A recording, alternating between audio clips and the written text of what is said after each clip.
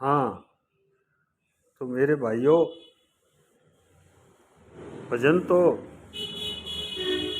हमेशा ही गाते हैं। आज मैं आपको एक स्टोरी बताने जा रहा हूँ जो कि शिव भोला की है। शिव भोला इतने भोले भगवान हैं और सबसे पहले ये प्रकट होते हैं तो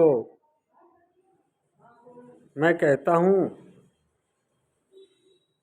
कि शिव भोला की आदमी को 10 मिनट, ज़्यादा नहीं तो 10 मिनट पूजा ज़रूर करनी चाहिए, क्योंकि ये ऐसे एक देव हैं जो सबसे जल्दी प्रकट होते हैं। और चाहे हम नहा के बैठे हैं या बिना नहा के बैठे हुए हैं, ये कोई परवाह नहीं करते, ज़्यादा पवित्रता नहीं चाहते। जितने भी राक्षस बलवान हुए हैं और शक्तियाँ शिव भोला से लगभग ली है। जैसे रावण ने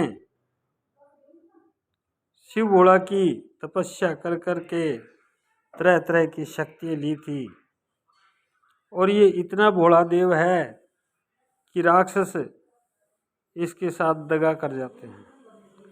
तो इसके ऊपर मैं एक स्टोरी बता रहा हूँ भस्मासुर की। भस्मासुर एक राक्षस था, तो वो इसकी भक्ति करता था। भक्ति करते करते 12 साल हो गए और भोला प्रकट हुआ।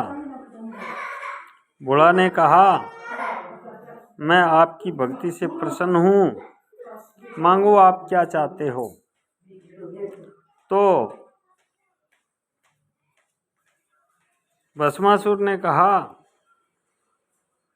मुझे ऐसा वरदान दो,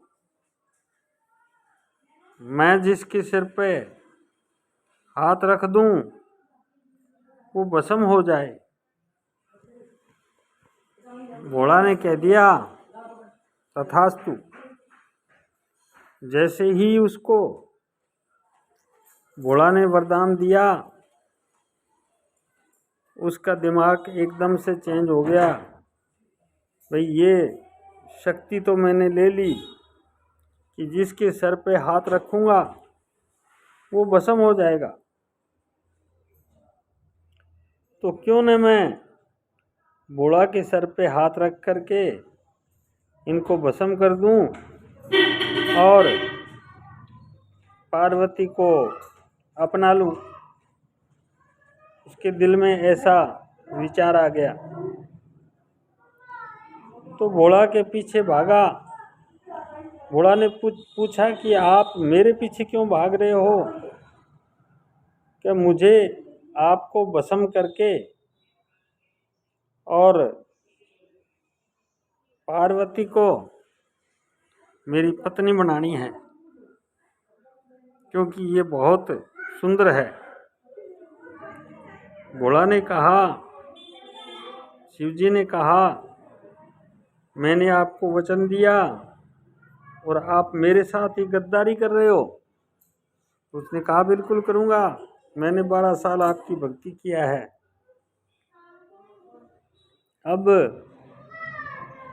भोला आगे भाग रहे हैं, शिव भोला आगे भाग रहे हैं, भस्मासुर पीछे भाग रहा है। विष्णु ने देखा, क्योंकि विष्णु तो छलिया है ही।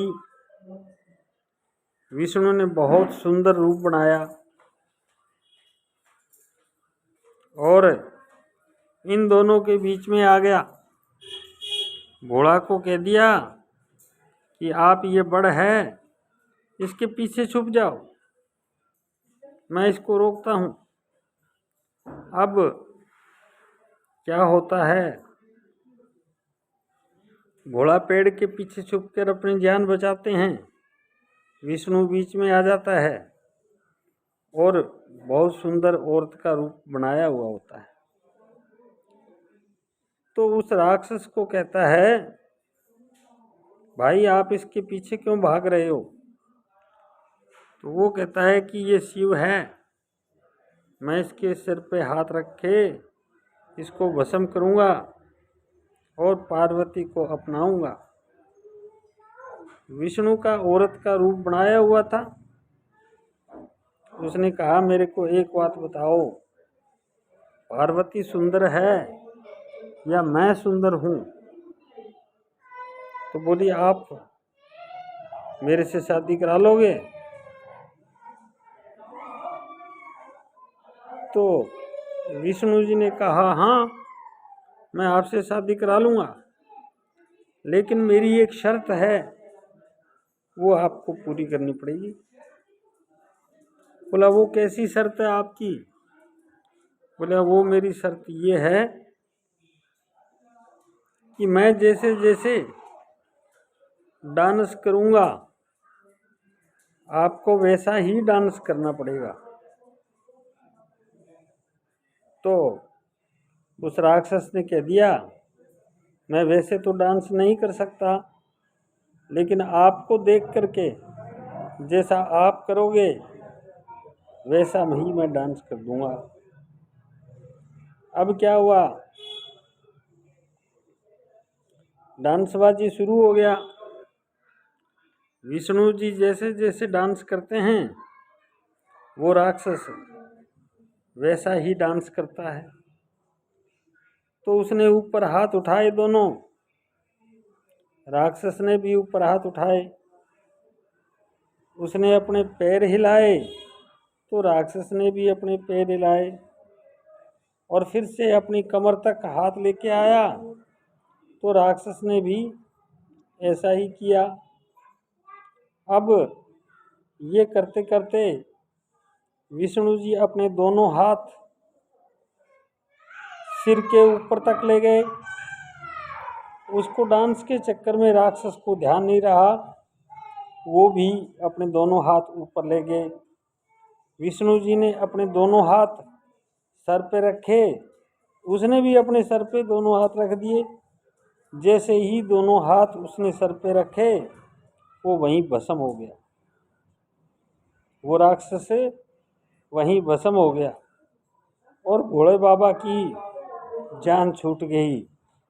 तो मेरे भाइयों, भोले बाबा तो इतने भोले हैं और ये बहुत जल्दी प्रकट होते हैं, इसलिए मैं आपको ये कहता हूँ कि आप भोले बाबा की पूजा करें। और ये हनुमान जी जो हैं ये भी भोले बाबा के ही रूप हैं, ये भी बड़े जल्दी प्रकट होते हैं। और इन दोनों को के पास ऐसी पावर है, बाकी देवताओं के पास नहीं है। जब कोई आदमी के शरीर में कष्ट लिखा है वो 1 महीने में भुगतना है, वे माता ने लिखा है। तो ये 2 देव ऐसे देव होते हैं कि उस कष्ट को वो लंबा टाइम दे सकते हैं, उसका टाइम बढ़ा सकते हैं, ताकि वो इंसान धीरे धीरे उसको सहन कर लेगा। बाकी देवताओं में ऐसी पावर नहीं है, क्योंकि जब सृष्टि रची गई थी उस समय ये जो काम है, उम्र लिखना, उसके शरीर पे कष्ट लिखने, उसकी योनियाँ लिखना, ये काम किसी ने हाँ नहीं करी थी। वे माता ने कहा था ये काम मैं कर दूंगा, लेकिन मैंने जो लिख दिया उसको कोई काटे न। सभी देवताओं ने हाँ कर ली, लेकिन भोले ने कहा नहीं, ऐसा नहीं हो सकता। ऐसा अगर हो गया तो सारी दुनिया आपकी ही पूजा करेंगी, हमें कौन पूछेगा। हाँ, इतना जरूर कर सकते हैं कि हम काटेंगे नहीं, लेकिन समय तो बढ़ा सकते हैं ना। तो उसने कह दिया हाँ, सृष्टि रची गई और ये अधिकार सिर्फ शिव भोला को मिला, और ये जो हनुमान जी हैं ये सब शिव भोला के ही रूप हैं, इसलिए वो अधिकार इनके पास भी है। तो आज मैं लंबी चौड़ी स्टोरी न कहता हुआ यहीं समाप्त करता हूँ। बोलिए जय शिव भोले।